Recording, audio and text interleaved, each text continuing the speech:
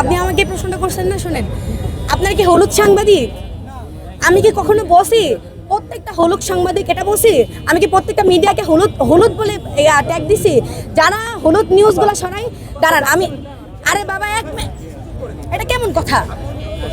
আচ্ছা তর্কে আমরা কেউ তর্কে যাব না, সবাই সহযোগিতা করব। ভাই এখানে আমরা তর্ক করতে আসি নাই, আমরা বসে আপনাদের সাথে 2 দিন পর পরই দেখা হবে ইনশাআল্লাহ।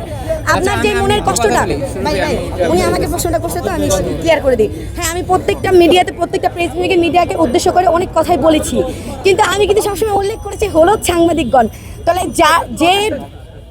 যে নিউজগুলো ছড়ায়, যে হলুদ নিউজগুলো ছড়ায়, যেমন দেখেন আমি যখন জেলে ছিলাম, একটা ছোট একটা কথা এক্সাম্পল দেই, তখন আমি যখন জেলে ছিলাম তখন আমাকে আপনারা প্রত্যেকটা মানে ম্যাক্সিমাম যারা হলুদ সাংবাদিকগণ তারা ছড়িয়েছেন আমি 50 কোটি টাকা চাঁদাবাজি করেছি। এখন প্রত্যেকটা নিউজ চ্যানেল তো এই নিউজটা পাবলিশ করে নাই, কারণ যারা ভালো নিউজ চ্যানেল তারা তাদের ক্রাইম রিপোর্টার আছে, তারা বিষয়গুলোকে বিশ্লেষণ করে তারপর তাদেরকে এই নিউজটা পাবলিশ করতে হবে। প্রত্যেকটা নিউজ চ্যানেল এই জিনিসটা পাবলিশ করছে আমি বলবো না, কিছু হলুদ সাংবাদিকগণ। আমি সবসময় প্রত্যেকটা কেউ কোনো সময় মিডিয়ার আমার উপরে ক্ষিপ্ত হবেন না, কারণ আমি হলুদ সাংবাদিকগণ এই জিনিসটাকে একদম ট্যাগ করে বলে দিই। মানে আপনারা যদি হলুদ সাংবাদিক না হন তাহলে আপনাদের উপরে এই জিনিসটা নেওয়ার মতো কিছু নাই। আপনি যে বললেন 14 ফেব্রুয়ারিতে আমি পুরো মিডিয়া হাউসকে বলছি, আপনারা আপনাদের আচ্ছা সাজ্জাদ ভাই ক্লিয়ার করেন আপনি।